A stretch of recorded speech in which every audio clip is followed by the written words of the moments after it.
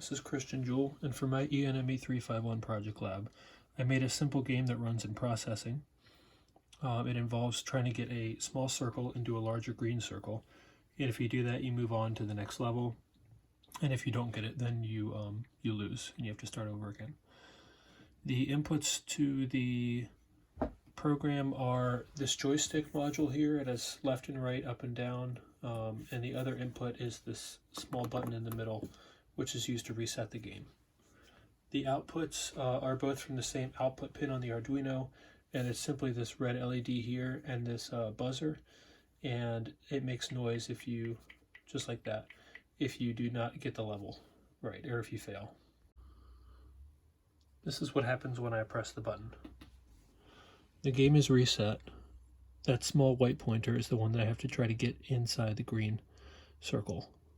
And if I do that and I hold it there after the specified amount of time, the level will increment up to 1, and there's now another circle there. Notice that the screen cleared itself. And if I keep it there and I have a little motivator in the top left that says, oh, I missed it. After I got the first level, the top left said, good job, keep going on to the next level. But when I got outside of the green circle, when I failed to get it, it says you lose. Press button to try again, and it'll flash like that. So I press the button, it resets again, and I can continue to play. There's no order to the green circle, and where it pops up, it's using the random function within Arduino. The levels do not get successively harder, but it is kind of difficult to have to hold it in the same spot once you get it in there, because the joystick is not very precise. This is my Arduino code.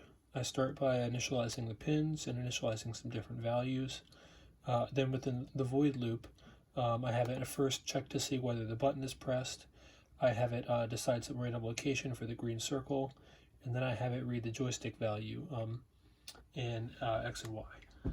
After that, I have it send a string out. Now this string is sent out multiple times throughout the code, and it basically has 7 things. It has the X and Y coordinates for the joystick, the X and Y coordinates for the random location, the counter, which is basically the level, the stat, which was status before, and it's basically whether you've won or lost or are continuing, and play again, which indicates whether the button is pressed or not.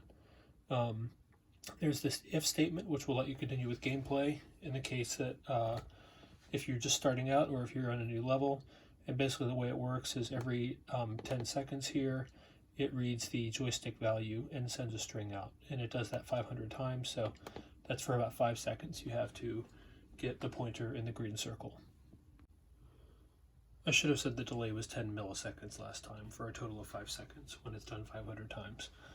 Moving on to the code, we continue to print these same 7 things, and then what happens with the last value read by the joystick, we do math on that relative to the target values, and we determine the total distance as the crow flies, basically, by using the formula, the distance is equal to the square root of the X and Y distances squared.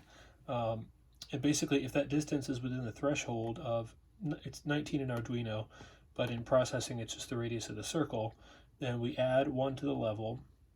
We set stat equal to 1, which means you can continue the gameplay next time around the void loop, and we print that info again. We always print that info. If we don't make it, if it's outside of the radius, the levels go to 0, stat is equal to 2, which means you lost, and we write the pin high, we write the buzzer high, and so on. Okay, last thing to say here is that there's a final if loop that's if the button is pressed, then stat is set equal to 0. So if you had stat set equal to 2 because you lost, you press the button, it'll reset to 0, and you can start the game over again with 0 levels. The very last thing in Arduino is writing this string that has 10 at the end, which tells processing to clear the background at the end of every level.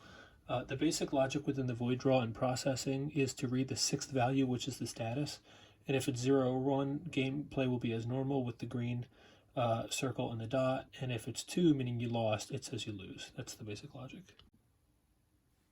And this is what happens if you lose.